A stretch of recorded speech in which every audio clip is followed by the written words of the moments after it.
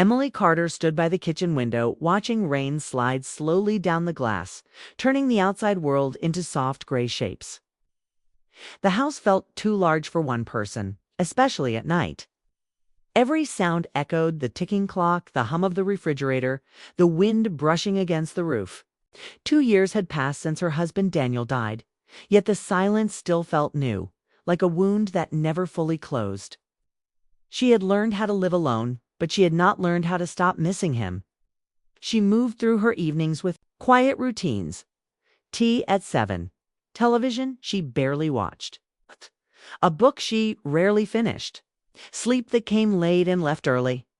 Friends had invited her out many times during the first year, but slowly the invitations stopped when she kept saying no. It wasn't that she disliked people. She simply felt disconnected from the world, as if everyone else had continued forward while she remained standing still. The only person who still crossed that invisible distance was Ryan. Ryan wasn't her son by blood, but she had helped raise him from the age of 14 after marrying Daniel. Back then, he had been awkward and quiet, unsure how to treat the woman who suddenly became part of his life. Emily remembered helping him study for exams, cheering at his graduation, and comforting him after his first heartbreak. Over time, affection had grown naturally between them. Careful at first, then genuine and warm. He had always called her Emily instead of Mom, and she had never forced anything different. After Daniel's death, Ryan visited almost every weekend. He fixed broken shelves, mowed the lawn, and checked the smoke alarms even when they didn't need checking. At first, Emily thought he came out of responsibility. Later, she realized he came because he worried about her. But as months passed, his visits became less frequent. Work demanded more of his time. That was normal, she told herself. Children grew up. Lives changed. Still, each quiet weekend reminded her how empty the house had become. That Friday evening felt no different at first. Rain tapped steadily against the roof while Emily reheated leftover soup. She carried the bowl to the table and sat down alone, just as she had done countless times before.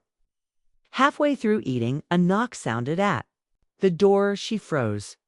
No one visited without calling first. Another knock followed, louder this time.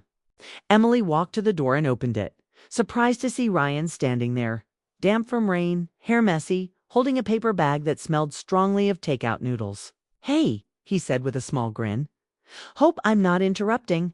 Her face lit up instantly. "Ryan, what are you doing here?" He stepped inside, shaking water from his jacket. "I was nearby. Thought you might like company." The simple words warmed her more than he probably realized. They moved into the kitchen together, unpacking food containers while chatting casually. Ryan talked about work frustrations, a coworker who never met deadlines, and traffic that seemed worse every week. Emily listened, laughing more than she had in days. Conversation flowed easily, filling spaces that had long remained quiet. As they ate, Emily noticed how much he had changed again. He seemed more confident, more settled. The boy she once knew had fully become a man, though kindness still softened his voice. He asked about her garden, her sleep, whether she had been walking like the doctor suggested. "I'm fine," she assured him, smiling. He nodded, but she sensed he didn't completely believe her. After dinner, thunder rolled faintly outside. The lights flickered once, causing Emily to glance upward. Ryan joked about the house being haunted, and she laughed harder than the joke deserved. It felt good to laugh without forcing it. I ferried tea into the living room and sat across from each other. The rain created a peaceful rhythm against the windows. For a while they spoke about memories of Daniel, funny moments instead of sad ones. Ryan described a camping trip where his father got lost despite claiming he knew the woods perfectly. Emily laughed until tears formed, though emotion quietly lingered behind her smile. Then the conversation slowed. Ryan grew quiet, turning his mug slowly between his hands. Emily recognized the look immediately. Something weighed on his mind. "What is it?" she asked gently. He hesitated. "I've been meaning to talk to you." Her curiosity sharpened. You sound serious? Maybe I am. The room felt suddenly still. Ryan looked around the house before speaking again. Do you ever leave here? I mean, really leave? Not just grocery shopping. Emily shrugged lightly. Sometimes that's not what I mean, he said softly. You've stayed here all the time. She shifted uncomfortably. It's home. He nodded slowly. Yeah, but it also feels like you're stuck in the past. The words surprised her. No one had spoken so directly before. I'm managing, she said quietly. Ryan leaned forward, his expression gentle but firm. You're surviving, Emily, not living. The honesty stung because part of her knew it was true. He continued carefully. After Dad died, I didn't know how to help you. I thought time would make things easier. But every time I visit, it feels like nothing has changed. Emily looked down at her hands. She wanted to argue, yet she couldn't find the energy. I miss him too, Ryan added softly, every day. But I think he'd hate seeing you this lonely. His mention of Daniel filled the room with emotion. Emily swallowed hard, blinking away tears.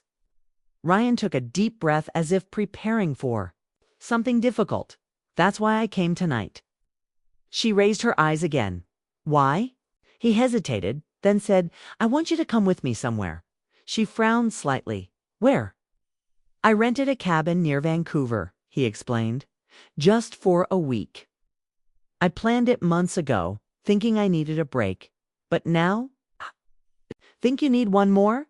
Emily stared at him, surprised by the suggestion. A trip? She asked.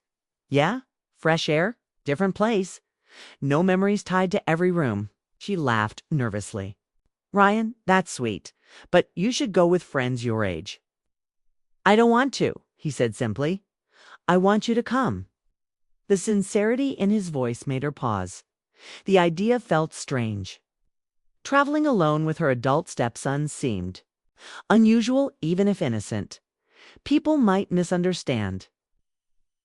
She herself didn't fully understand why the thought made her nervous. I don't know, she murmured. Ryan's shoulders dropped slightly, as if he expected resistance. You don't have to decide now. I just thought. Maybe we both need a change. He stood and picked up his jacket, preparing to leave, clearly not wanting to pressure her. As he moved toward the door, Emily felt the familiar fear returning. The quiet house, the empty weekend ahead, the long stretch of loneliness waiting once he left. Wait, she said suddenly. Ryan turned. She hesitated only a second before speaking. You really want me there? He nodded. Yeah, I do. Something inside her shifted, a small spark she hadn't felt in years. Maybe it was curiosity. Maybe courage. Maybe the simple desire not to feel invisible anymore. Okay, she said softly. I'll go. Ryan blinked in surprise. Really? She smiled, unsure why her heart suddenly beat faster.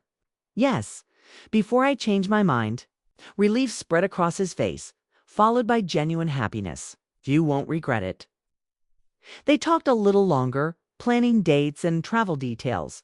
The mood felt lighter now, hopeful. When Ryan finally left, the rain had slowed to a drizzle. Emily closed the door and leaned against it, listening to the quiet again. But the silence felt different this time. Instead of emptiness, anticipation filled the space. She walked through the house imagining packing bags, seeing new places, stepping outside routines that had defined her grief. For the first time since Daniel's death, she realized she was looking forward to something. Upstairs, she opened her closet and touched coats she hadn't worn in years.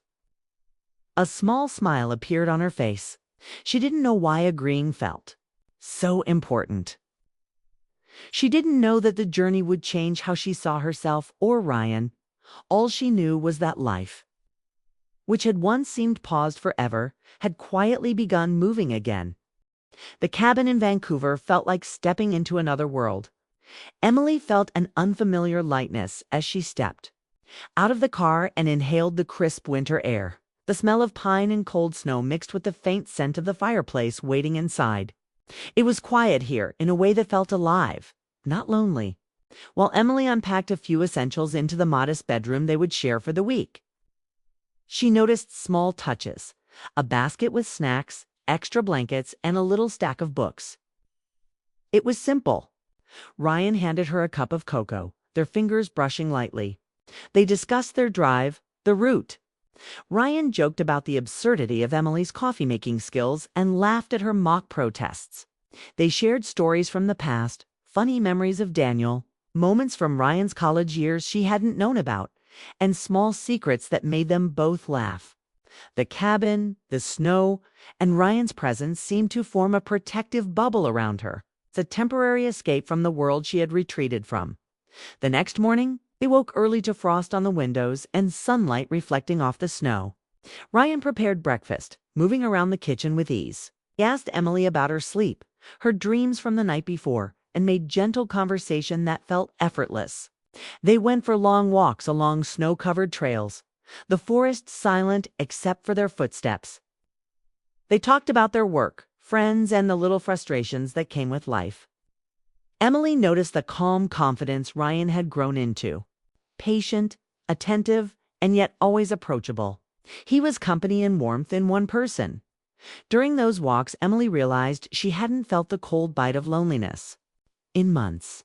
She laughed when Ryan slipped on a patch of ice and nearly fell, and she felt protective when he tried to playfully nudge her.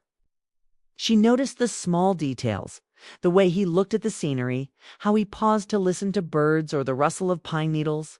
He seemed fully present, grounded in the moment, and that presence pulled her out of the quiet grief that had shadowed her for years. One evening, after a long hike, they returned to the cabin, exhausted but happy. Snowflakes drifted lazily outside. Ryan poured 2 glasses of wine and handed one to Emily, their hands touching briefly. She felt the small spark again, the awareness that there was something unspoken between them. Something fragile but undeniable. The simplicity of the question stunned her. It wasn't about work, family, or routine. It was about her, her heart, her life, and her ability to feel joy. She paused, considering, I think, again, not just memories, not just surviving. She realized he wasn't just asking, he was opening a door, inviting her to step through, and she wanted to. She wanted to feel something new, something alive. Ryan continued carefully. After your loss, I kept coming here because I felt responsible. For you. But somewhere along the way, that feeling changed. His voice was quiet but steady, and Emily's heart pounded in response. What do you mean? She asked, though part of her feared the answer. I started seeing you differently, he said, eyes fixed on the fire. Not as my stepmom, just Emily. The words hung in the room like a fragile melody. Emily felt a rush of conflicting emotions, guilt, longing, confusion, and relief. She had not expected this, not from Ryan, not now, not after years of careful boundaries. But somewhere deep inside she recognized the truth. She had been feeling the same shift, subtle but impossible to ignore. Tears pricked her eyes and she blinked them away. I've been scared of feeling anything, she whispered. But here, with you, I feel seen. Ryan didn't move closer, giving her the space to process. He waited patiently, as if understanding the gravity of the moment and respecting her boundaries. Emily's mind raced. She thought of Daniel, of the life she had shared with him, and the quiet grief that had enveloped her. But she also thought of the life still waiting for her. It's the warmth she felt in Ryan's company, the hope of feeling alive again. I never meant for it to happen, Ryan admitted. And I don't want to hurt you or disrespect Dad. I just needed to be honest. Emily's heart tightened further, yet she realized the truth of his words. They were not about replacing Daniel. They were about connection, understanding, and the quiet awakening of feelings that had been suppressed for too long. I don't know what this means yet, she said honestly. But I don't want to run away from feelings anymore. Her words, soft but firm, marked a turning point. She reached for his hand slowly, carefully, feeling the warmth and strength in his grip. It was a gesture of trust, of willingness to explore the uncertain territory between them. Ryan's expression softened, relief and emotion mingling in his gaze. Outside, the snow continued to fall, covering old footprints and creating a blank canvas.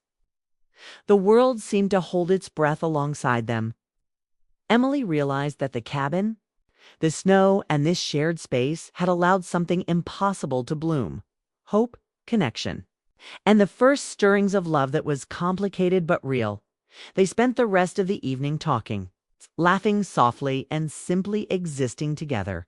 No rush, no pressure, just presence. Emily felt the walls she had built over years of grief begin to crumble. The journey they had embarked upon was about more than a vacation. It was about rediscovering themselves and each other, about learning that life could still hold warmth, laughter, and unexpected love. Over the next few days, a routine became natural. Ryan cooked meals, they explored nearby trails, and shared quiet evenings by the fire. Every small touch, glance, and conversation deepened the bond between them. Emily began to notice the subtle ways her heart responded to his presence: a brush of fingers, a smile that lingered, a shared joke that made her chest swell with warmth. She realized that the surprising request he had made for her to come on this trip had been about much more than the cabin or the scenery. It had been about offering her a chance to feel alive again, to open herself to connection, and to allow herself to heal. And she had said yes. As the week unfolded, Emily and Ryan navigated the delicate balance between affection and restraint, attraction and respect. Each moment was a careful dance, but one filled with honesty, sincerity, and the quiet thrill of possibilities. Emily felt emotions she had almost forgotten: anticipation, excitement, longing, all tempered with a growing trust in Ryan's care and understanding. The cabin became a cocoon, space where grief could be acknowledged but not allowed to dominate. Every snow-covered trail, every shared meal, every quiet conversation chipped away at the walls Emily had built around her heart. She discovered that love didn't have to be loud or dramatic to be profound. It could be quiet, steady, and deeply felt. By the final evening, Emily understood the truth of their time together. This journey was not about escaping grief. It was about embracing life again. Ryan's presence had opened her eyes to possibilities she hadn't dared to imagine. They were two people connected by loss, by shared history, and by the slow, undeniable pull of affection. Sitting by the fire one last night, Emily felt the cabin's warmth seep into her bones. Ryan looked at her with a mixture of hope and vulnerability. She squeezed his hand gently, feeling the mutual understanding between them. Words weren't necessary. The unspoken connection said everything. When they stepped outside the next morning, the snow glistened under a soft sunrise. Footprints from their week together crisscrossed the pristine surface, evidence of laughter, exploration, and moments of shared courage. Emily realized that life, like the snow, could cover old tracks, but still allow new ones to form. The trip had changed them. It had reminded Emily that grief did not have to define her, that the past could coexist with the present, and that love, even in its unexpected forms, is worth embracing.